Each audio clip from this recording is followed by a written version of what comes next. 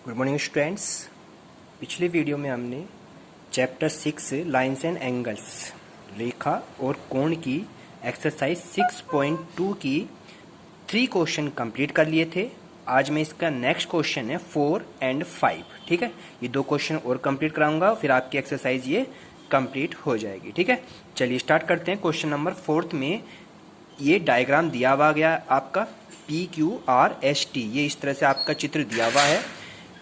दिया क्या है आपका इसमें, PQ जो है यानी PQ जो है आपका ये समांतर है ST के। किसके समांतर है बच्चों? ये ST, इसे समांतर की लाइन कहते हैं। ठीक है, PQ पैरेलल है ST के एंड एंगल ऑफ PQR, कोण PQR कितना दिया हुआ है? 110 डिग्री का दिया हुआ है and that is next angle दे रखा है RST। ये कितना दे रखा है बच्चों? आपका एंगल ऑफ RST आपका 130 डिग्री का दिया हुआ है। ये सब चीज हमें दिया है।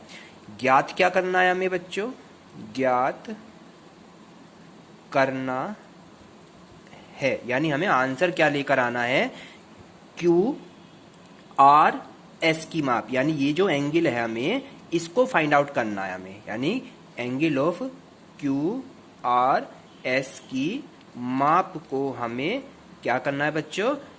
ज्ञात करना है। ठीक है, अब इसके बाद रचना में क्या लिख सकते हैं? रचना में जैसे ये लाइन है ना PQST के, इसी के समांतर R से होती हुई एक लाइन ड्रॉ कर दीजिए। R से होती हुई एक लाइन ड्रॉ कर दी हमने, इसका नाम डाल दीजिए आप X एंड Y। क्या नाम डाल दिया बच्चों इसका हमने? एक X एंड Y। ठीक है, इसके बाद हम इसका सोल्व यानी क्वेश्चन में सोल्व कैसे करेंगे? हमने रचना में क्या लिखा कि R से होती हुई एक लाइन XY खींची। R से एक रेखा XY खींची, ये हमने रचना में लिख दिया। अब इसको हम आंसर कैसे लाएंगे देखते हैं। चलिए स्टार्ट करते हैं। विश्लेषण में जब हम इसका करेंगे यानी सोल्व जब हम इसे करेंगे तो कैसे करेंगे? देखिए PQ जो है किसके समांतर है बच्चों? यहाँ पे PQ XY के भी क्या होगी? समांतर होगी। क्यों है? क्योंकि PQ इसके बिल्कुल, मैंने कहा था वे लाइन जो कहीं पर भी एक दूसरे को खींचते हैं कहीं भी टच नहीं होती हैं, ऐसी रेखाएं समांतर होती हैं। तो PQ रेखा जो है, PQ रेखा समांतर है किसके? XY के, रचना से। ठीक है, और जो आपकी QR है ये क्या है? इसकी तिर्यक रेखा है। QR तिर्यक रेखा है इसकी, और ये तिर्यक रेखा है तो उस कंडीशन पे ये R बिंदु पर काट रही है, XY को R बिंदु पर काटती है, तो इसलिए angle of PQR, angle of PQR और एक तो हो गया PQR एंगल, एक हो गया आपका QRX, यानी ये वाला और ये वाला एंगल, एंगल ऑफ QRX क्या है? ये एक ही और बने अंतःकोण है, एक ही और बने अंतःकोण है जो एक ही तरफ बन रहे हैं। और जब ये एक ही ओर बनते हैं तो इस कोण का और इस कोण का योगफल कितना होगा बच्चों? 180 होगा। यानी angle of PQR plus angle of QRX, angle of QRX, इन दोनों टोटल कितना होगा बच्चों? 180 डिग्री होगा। और इसमें से हमें एंगल किसका पता है? PQR हमें 110 डिग्री दे रखा है ये रहा। ठीक है, तो यहाँ पर PQR की जगह कितने लिख देंगे बच्चों? 110 डिग्री। और ये वाला एंगल QPX हमें फाइंड करना है, ये एज इट इज रख दिया। एंगल ऑफ इसको उधर ले जाएंगे, उधर जाए कैसा हो जाएगा बच्चों? ये माइनस का हो जाएगा, यानी कि 180 में से 110 माइनस कर देंगे तो 180 में से 110 का कितने बच्चे बच्चों? यहाँ पे 70 डिग्री। ये आपका एंगल आया QRX वाला, QRX है ये। क्या है ये? QRX। क्या है बच्चों? ये QRX, इसे R है तो ये वाला एंगल आपका फाइंड हो जाता है। हमें जब ये पूरी लाइन इसका भी तो पूरी लाइन का हम रिजु रेखा के फॉर्मूले से फाइंड कर लेंगे। अब हमें ये भी मिल गया, ये भी मिल गया, ये वाला भी मिल गया। तो अब हमें क्या करना है बच्चों, नेक्स्ट के लिए चलते हैं। एस टी जो है आपकी वो भी किसके समांतर होगी, एक्स वाई के समांतर होगी। एस टी भी किसके समांतर होगी, एक्स वाई के होगी, ठीक है। और क्यू पी क्यू आपके समांतर है किसके, एस टी के है। पी क्यू समांतर एस टी के है, तो एस टी किसके समांतर होगी, एक्स वाई के समांतर होगी। जब एस टी एक्स वाई के समांतर होगी उस कंडीशन पे आपके angle of S R Y plus S R Y का प्लस आर एस टी का plus angle of R S T का प्लस दोनों का योगफल कितना होगा बच्चों, 180 डिग्री होगा। और हमें एस आर वाई निकालना है, angle of S R Y as it is. और आर एस टी कितना दे रखा है इसने, 130 डिग्री का, यहाँ रख दे 130 और 180 एज इट इज। 130 उधर आया कैसे हो जाएगा बच्चों, माइनस का हो जाएगा। तो 180 में से 130 माइनस कर दीजिए, कितना रह गया आपका 50 डिग्री। तो angle of S R Y यानी ये वाला एंगल भी फाइंड हो गया, ये भी मिल गया, ये भी मिल गया। अब पूरी लाइन का एंगल फाइंड हो गया हमें।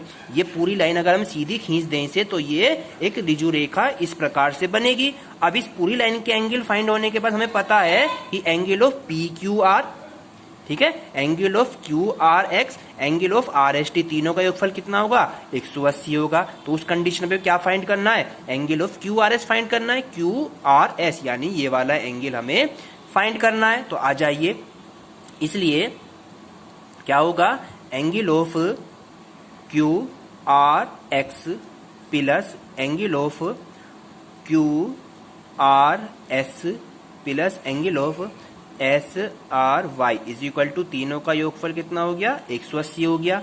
इसमें से आर एक्स कितना निकाल रखा है बच्चों हमने, आर एक्स की वैल्यू कितनी निकाली, 70 डिग्री निकाली। ये रही आर एक्स की वैल्यू आई 70 degree plus Q R S हमें फाइंड करना है। तो ये वाला Q R S as it is. और एस और वाई कितना निकाला हमने, 50 डिग्री और ये 180 एज इट इज। दोनों को प्लस करके उधर जाके माइनस हो जाएगा। तो Q R S as it is और 70-50 कितना हो गए, 120 हो जाते हैं, 120। तो उधर जाए कितना हो जाएगा, 180 में से 120 माइनस हो गए। अब 180 में से 120 को माइनस कर देंगे, दैट इज आपका कितना हो गया, 80 में से 20 गए 60 आपका एंगल आ जाता है। तो यही हो गया आपका angle of Q R S. यानी ये जो एंगल फाइंड हुआ ये कितने डिग्री का आया आपका, 60 डिग्री का आ जाता है। बिल्कुल इजी क्वेश्चन है, दोबारा से समझेंगे, कोशिश करेंगे, नई प्रॉब्लम आएगी, कोई प्रॉब्लम आती है तो कल मुझसे फिर डिस्कस करेंगे। अब क्वेश्चन नंबर 5 देखते हैं। क्वेश्चन नंबर 5 में भी कह रहा है दी गई आकृति, ये आकृति बनी हुई है बच्चों, इसमें एक आकृति बनी हुई है, इसमें चित्र बना हुआ है आपका। ये एंगल y है, ये वाला एंगल 50 डिग्री दे रखा है, ये वाला एंगल x है, ये वाला एंगल 127 है, इसको Q बिंदु है, ये R बिंदु है, ये P बिंदु है, इसको हमने A माना, इसको हमने B माना, इसको बिंदु को हमने C माना, इस बिंदु को हमने D माना। ये आपका चित्र बिल्कुल एज इट इज ऐसे बना हुआ है आपकी बुक्स में, ठीक है। सबसे पहले क्या लिखते हैं हम इसमें, दिया क्या है, दिया है हमें ए बी जो है समांतर, ये ए बी भुजा समांतर है किसके, सी डी के, तथा angle of A P Q कितना दे रखा है, 50 डिग्री का। Angle of A P Q कितना दे रखा है बच्चों, 50 डिग्री दिया हुआ है। और angle of P R D, angle of P R D कितना दिया हुआ है इसका, 127 डिग्री दिया हुआ है, ठीक है। अब हमें ज्ञात क्या करना है बच्चों, एक्स स्क्वायर वाई के मान ज्ञात करने हैं। क्या ज्ञात करना है, लिख देते हैं, ज्ञात करना है एक्स व वाई को, ठीक है। एक्स और वाई को हमें ज्ञात करना है। अब विश्लेषण से कैसे करेंगे सोल्व, यानी कि सोल्व कैसे करेंगे उसे कहते हैं विश्लेषण करना। ठीक है, चलिए इसको एनालिसिस कैसे करते हैं। देखिए ए बी जो है किसके समांतर है बच्चों, सी डी के, ये हमें ज्ञात है, ए बी समांतर सी डी के। और पी क्यू जो है, ये पी जो है, पी क्यू क्या है, एक तिर्यक रेखा है। पी क्यू क्या है, एक तिर्यक रेखा है। ठीक है, अब जब पी क्यू तिर्यक रेखा है तो हमें क्या पता है, एंगल ऑफ ए पी और क्यू, ए पी क्यू जो है, angle of A P Q, A P Q जो है बराबर होगा angle of P Q R के, यानी ये एंगल इस एंगल के बराबर होगा। क्यों होगा, पी क्यू आर के, पी क्यू आर के क्यों होगा बराबर, क्योंकि ये एकांतर कोण युग्म है, यानी इधर का एंगल इधर के एंगल के बराबर होता है, तब ये तिर्यक रेखा इसको काटती है, तो ये वाला इसके इक्वल हो जाता है। इसे एकांतर कोण की कंडीशन कहते हैं।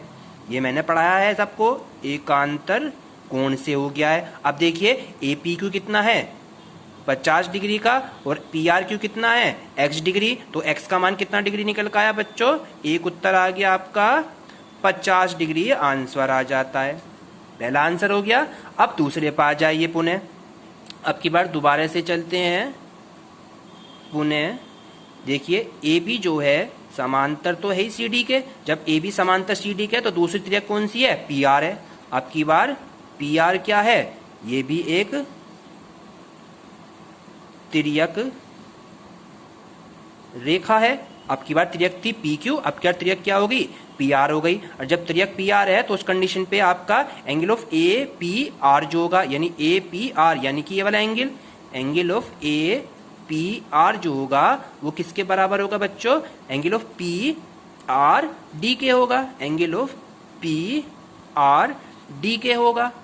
क्लियर हो गया आपके।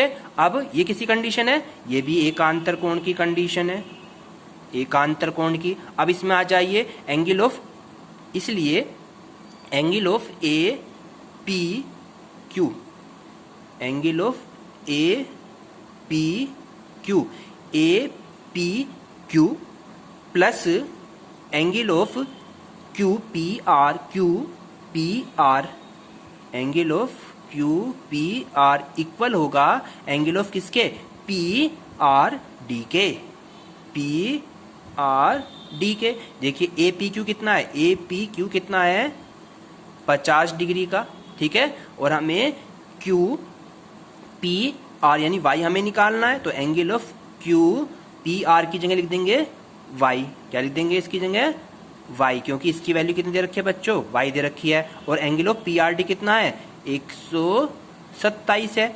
इसका योगफल इसके योगफल बराबर 127, तो y का मान निकालना है। 50 उधर जाएगा, कितना हो जाएगा, माइनस का हो जाएगा। और 127 में से 50 को माइनस कर देंगे, दैट इज कितना आ गया, 77 डिग्री। दैट इज y का मान कितना आया, 77 डिग्री। x का कितना आया, 50 डिग्री। यही दोनों हमें x और y के मान ज्ञात करने थे। तो आपके दोनों क्वेश्चन भी कंप्लीट हो जाते हैं। आज ये एक्सरसाइज आपकी कंप्लीट हो जाती है। कल मैं आपकी नेक्स्ट एक्सरसाइज 6.3 उसे कराऊंगा। इसे अपनी नोटबुक में करेंगे, जो भी प्रॉब्लम आती है कल करेंगे। ठीक है बच्चों, थैंक यू।